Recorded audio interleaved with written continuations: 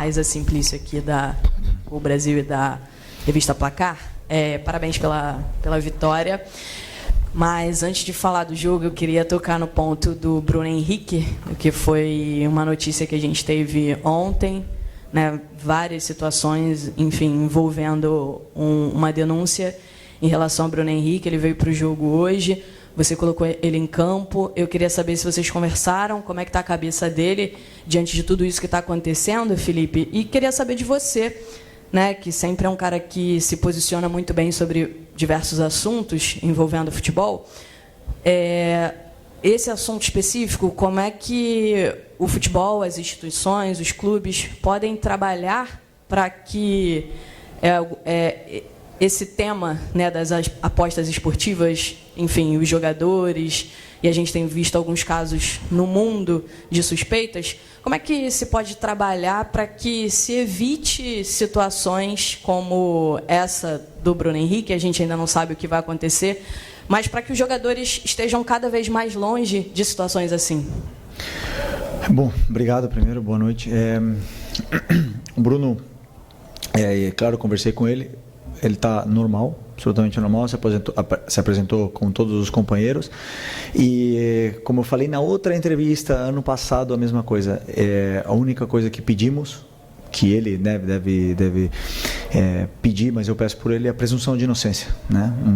Uma pessoa que tem o direito de se defender das acusações e ele tem a presunção de inocência. Então, como eu falei, não é uma postura de uma pessoa que está totalmente tranquila. Hoje entrou em campo, foi companheiro dos companheiros, foi amigo dos amigos e absolutamente normal. Enquanto, claro, ele estiver disponível, é um jogador muito, muito, muito importante e está disponível para mim. Sobre as casas de apostas, né, hoje o Diego Ribas colocou um vídeo. Para mim foi assim, o que eu quero falar, o Diego falou. Se alguém quer saber o que eu penso, tá, o Diego falou por mim ali. Quando eu era novo, assistia a Fórmula 1 com meu pai e todos os carros tinham uma propaganda de cigarro, né? Hoje já não pode mais. Eu recebi várias ofertas para fazer propagandas de casa de apostas. Não faço, porque eu sei o danino que é para as pessoas que apostam, né? O vício que é uma droga, infelizmente. E daqui uns anos, daqui a 20 anos, a gente vai estar olhando e falar assim, caramba, todos os times, todos os lugares tinham anunciado casas de apostas, né? Mas o dano que está machucando, está fazendo em tantas pessoas, a gente não tem a real noção ainda, né, do que está acontecendo. E os jogadores, eles estão cada vez mais instruídos por o próprio clube. O Flamengo deu uma palestra sobre esse assunto, sobre o que os jogadores podem e não podem. Os próprios, na Espanha, por exemplo, desde que eu estava lá em 2015, 2016, falavam todos os anos, né, sobre o que a gente tinha, nossa conduta, e o Flamengo fez isso esse ano. Então os jogadores estão cada vez mais instruídos para não serem nunca abordados. Okay? E boa noite, Felipe. Léo José, do Coluna do Fla. Ainda também no extracampo, hoje a gente viu o Flamengo jogar jogo em casa, no Maracanã, só que para 30 mil, 32 mil torcedores no Maracanã. E você, como torcedor histórico, já sabe, torcedor e também jogador multicampeão, sabe a diferença de que é jogar no Maracanã lotado, 55, 60 mil torcedores, e um Maracanã com público reduzido. Como que é para você, agora como técnico, encarar um Maracanã com esse público, sendo que a gente sabe que o potencial da nação rubro-negra é botar 60, 65 mil torcedores? O que eu mais quero é que o nosso torcedor nos leve e nos empurre e lote o Maracanã. É um assunto que não é meu, é da diretoria, claro, né? Não tenho nada a ver com isso. Claro que eu e todos os jogadores trabalhamos sempre pelo torcedor, é o que nos move, né? E por jogar futebol, primeiro, que é o nosso amor, mas o que mais nos motiva fazer um gol e o estádio todo vibrar e cantar teu nome. Claro que é isso que mais queremos, mas a única coisa que eu peço é que a torcida nos apoie, eles sabem bem como o Maraca sabe fazer festa. Você fala que eu sou um eterno um torcedor, né, de toda a vida, mas eu nunca pude participar no Maracanã antigo, né? Nunca pisei nesse Maracanã antigo. Queria muito ter vivido isso como torcedor do Flamengo e que o torcedor ele nos acompanhe. Precisamos muito do nosso torcedor aqui no estádio para poder performar, porque os jogadores se motivam muito mais quando a festa é linda da torcida. Felipe, boa noite. Laje da Alfovo, da Flamengo TV. Só um segundo. A partir de agora a gente vai começar a entrevista coletiva do jogo que acabou de encerrar, que aliás é a proposta aqui. Sobre questões institucionais, vocês procurem a Mariúcha, ela marca com a direção jurídica e ele vai atender vocês, esclarecer as questões. A partir de agora a gente fala aqui sobre jogo, tá bom? Vamos lá. E Felipe, Laje da Alfovo aqui da Flamengo TV, sobre aspectos positivos, né? Hoje foram tantos, seu plano inicial de jogo, gols de bola parada, o Danilo fazendo gol indo muito bem, cruzamento certeiro do Wesley, você até deu um abraço nele ali, bem legal, o Pedro, mais um golaço do Arrascaeta. Queria que você comentasse como técnico, quão orgulhoso você sai dessa partida, uma goleada histórica, e o quanto isso vai impactar na confiança dos jogadores para esses próximos jogos. Bom, eu estou muito feliz pela vitória, pelo resultado, pela eficácia, né, que fala, né? Que vocês cobram tanto aqui em todas as coletivas. Eu sempre digo que tem vezes que a bola vai entrar de um jeito que ninguém espera e tem dias que a bola não vai entrar. Isso é futebol, mas os jogadores têm esse poder ofensivo.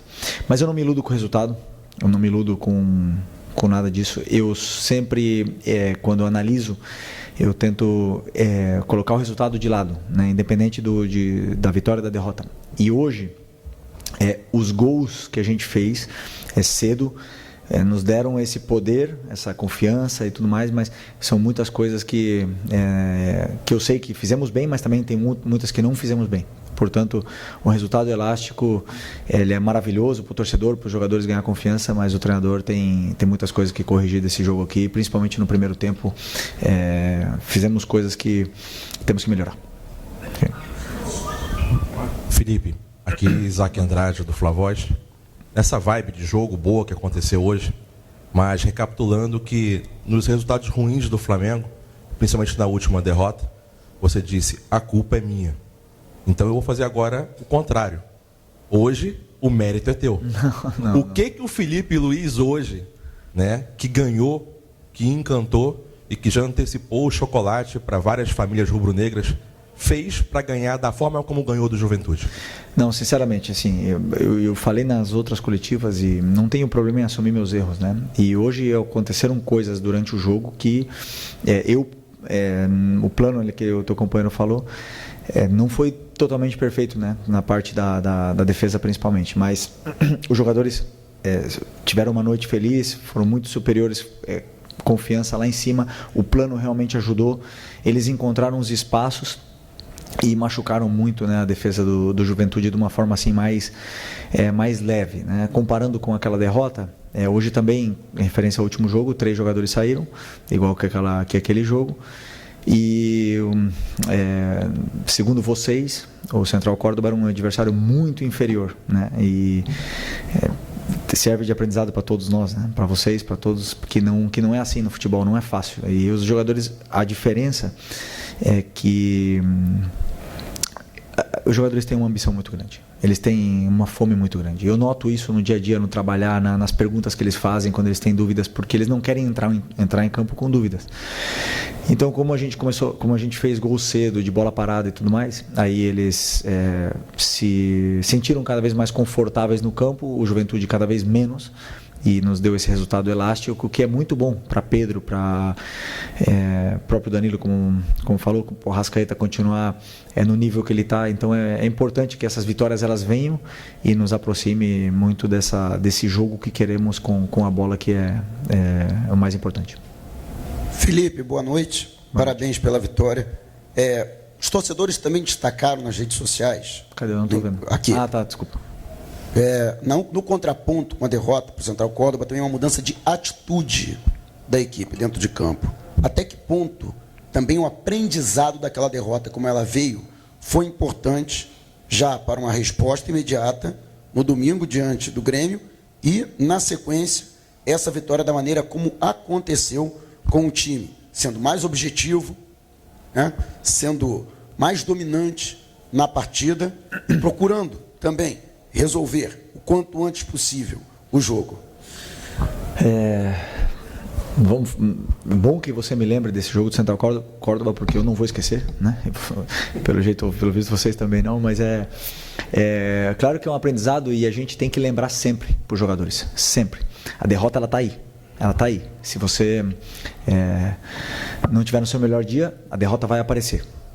Então, eu não concordo com a mudança de atitude, porque aquele jogo contra o Central Córdoba a gente teve 2 chances, ou 3 claras, né? O Juninho teve uma chance clara no começo do jogo, que eu lembro agora, não estou lembrando das outras, para fazer 1-0, e a bola não entrou. Hoje ela entrou, e isso dá uma confiança muito grande. A única diferença é que aquele dia, como a bola não entrou e nós tomamos o gol, o treinador cometeu um erro depois, e hoje a bola entrou e os jogadores cada vez mais confortáveis. Então, a atitude eu não concordo contigo. O resto, que foi um aprendizado, não tenha dúvida que a derrota ela machuca, mas ela ensina muito. Boa noite, Felipe Luiz, Pedro Ramos da Sintonia Esportiva. Eu queria perguntar sobre o Pedro, meu xará, porque hoje ele voltou fazendo 2 gols, já tinha voltado contra o Central Córdoba. Eu queria saber os dados que vocês têm sobre a chance de relesão desse jogador, porque há 5 anos ele teve a mesma lesão em outra perna e voltou em 9 meses. O que vocês fizeram de diferente para 5 anos mais velho, em outra perna, ele voltar 2 meses antes, e se você também já planeja, talvez, ele ser titular contra o Vasco no sábado? Obrigado. Primeiro, essa pergunta era para o médico, não é para mim, né? Porque eles que planejam, eles fazem planejamento dos jogadores lesionados. Eu pego os jogadores que estão saudáveis, mas o que eu sim sei é que o Pedro na lesão anterior voltou em 6 meses e não em 9. E nessa aqui ele voltou em 7, 6,5 e 7, uma coisa assim. Os dados, o doutor pode falar muito melhor do que eu, são mais do que seguros para nos dar a confiança de colocá-lo no campo. Então, claro que falta ritmo, falta algumas coisas nele que ele vai pegar conforme ele vai treinando e com a minutagem em campo, né? Então, não sei ainda se eu posso. Eu acho que não posso colocar ele titular. Pedro não pode jogar titular ainda. Eu acho que tem que ter uma progressão e não sei. Agora, que os jogadores estão sujeitos a terem recidivas, claro que sim, mas não só ele, todos que entram no campo, que pisam ali, têm o risco de arrebentar o joelho, de todos os times do campeonato. Não queremos que aconteça com ninguém, mas as lesões e o futebol é risco, e quem entra no campo está correndo esse risco. Eu mesmo quebrei as 2 pernas e estou aqui. Felipe, boa noite. Emanuele Ribeiro, do GE. Globo. O que impressiona, além do resultado, da postura, da atitude do time, é essa intensidade durante os 90 minutos, né? O Flamengo não deixou de jogar em nenhum momento, mesmo com 2, 3, 4-0 no placar, pressionando a saída de bola do Juventude. E essa intensidade é a marca também do seu trabalho, né? Acho que o gol hoje cedo, ele condiciona o jogo, como aconteceu contra o Grêmio, facilita muito para o Flamengo jogar e se impor, como se impôs, né?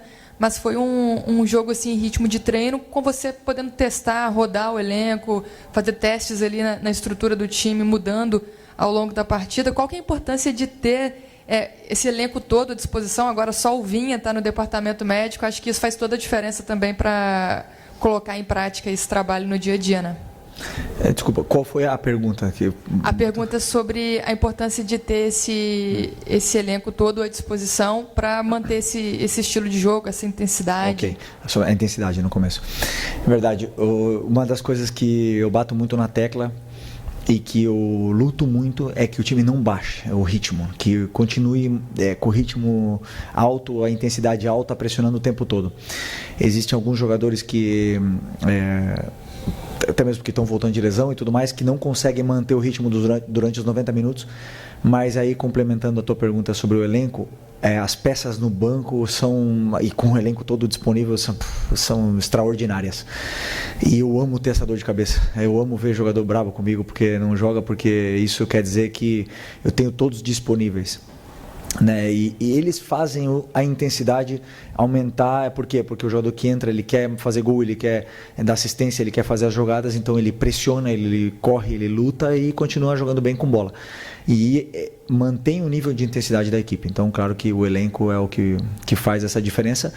E uma das coisas que eu peço muito é que com 2-0, por exemplo, 3-0, que o time nunca baixe o ritmo.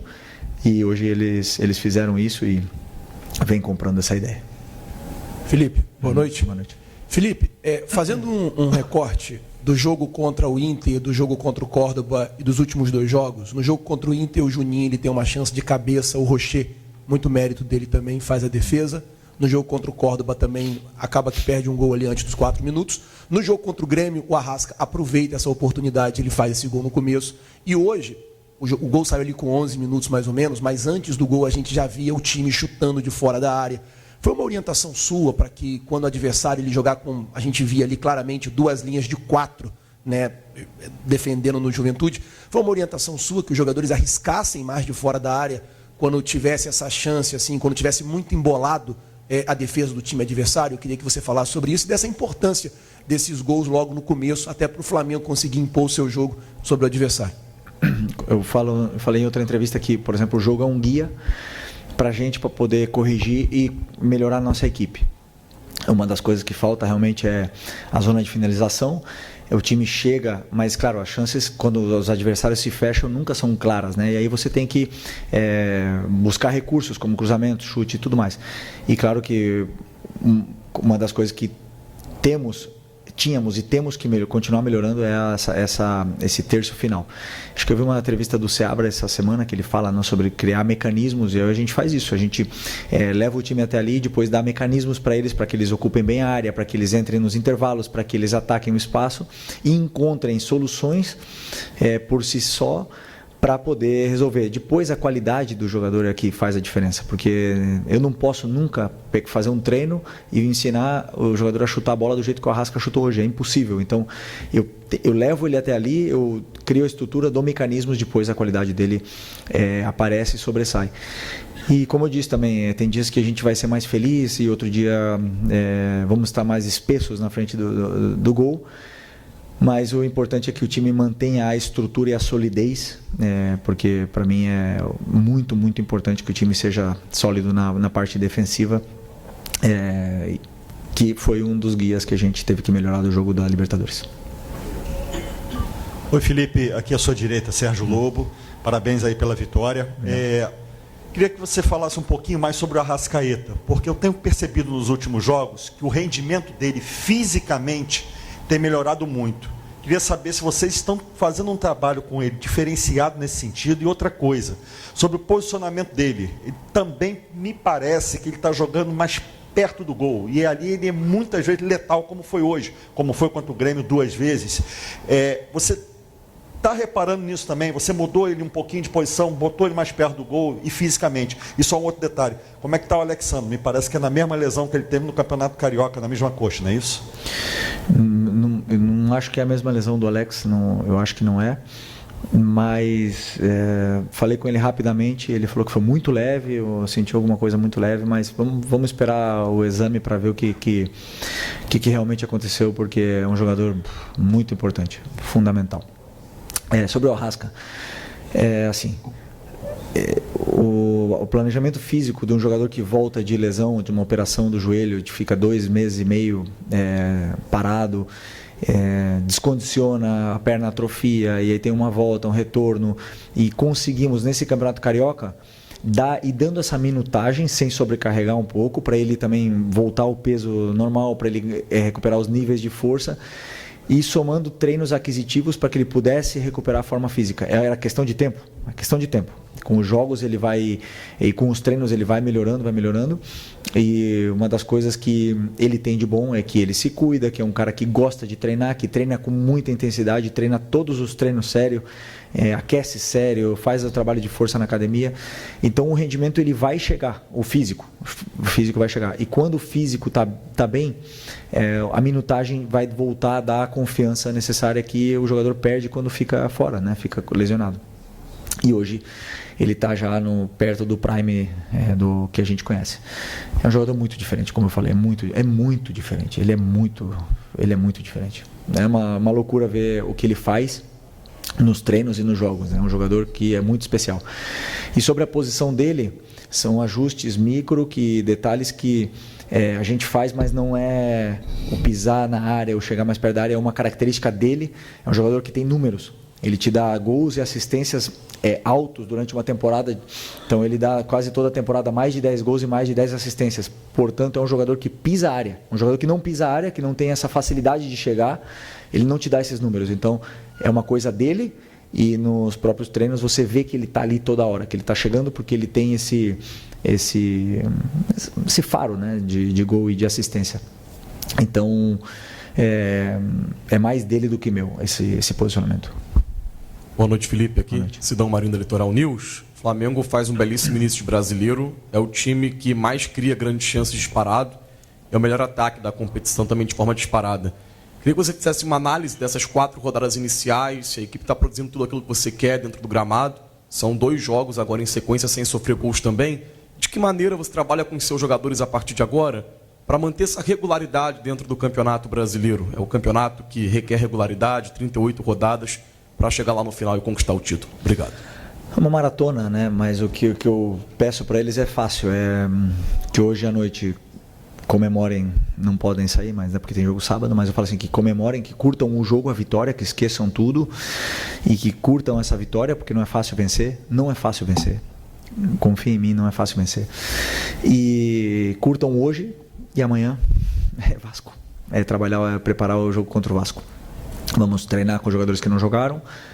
Sexta-feira vamos preparar o jogo e vamos pro sábado para tentar fazer um grande jogo. Não temos que pensar na rodada 30, nem na 38. Temos que pensar na próxima rodada. Esse é o meu pensamento, o que eles também consomem, é o dia a dia, é o jogo que vem, como diria meu treinador, é partido a partido, né? A gente trabalha assim e vem dando certo. Boa noite, Felipe. Bruno Castanha, B2 Esporte. A gente vem falando nesses últimos jogos sobre a falta de contundência, de efetividade do Flamengo nesses últimos jogos. Hoje não. Hoje teve muitos gols e gol de cabeça, gol de fora da área. Mas eu quero falar especificamente do gol do Plata. Ano passado eu te perguntei sobre a posição que você pensava em escalar o Plata e você me falou que ele poderia ser esse falso 9.